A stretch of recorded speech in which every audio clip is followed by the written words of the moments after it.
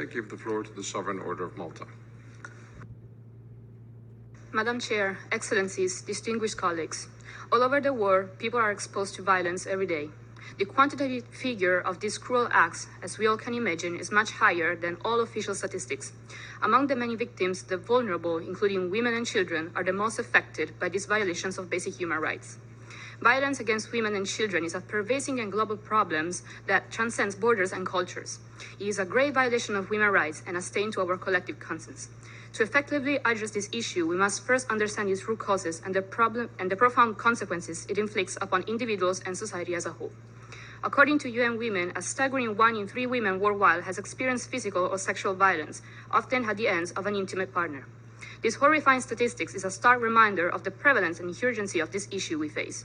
Furthermore, it is estimated that 17% of girls in the developing world are married before the age of 15, often against their will, in practices that perpetuate cycles of violence and discrimination.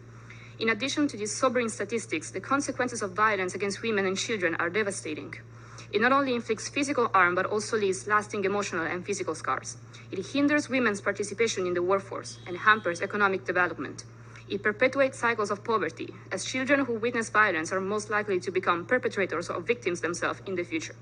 Psychological support and women's shelters are just some of the mechanisms used to respond to violence against women and children. To preserve the integrity of those affected, prevention is the most vital subject in this matter. However, the question of how we as an international community can prevent atrocities in the private sphere remains a very difficult one. The Sovereign Order of Malta is a strong supporter of your mandate and is proud to champion specifically the cause of combating trafficking in person and protecting human rights of victims.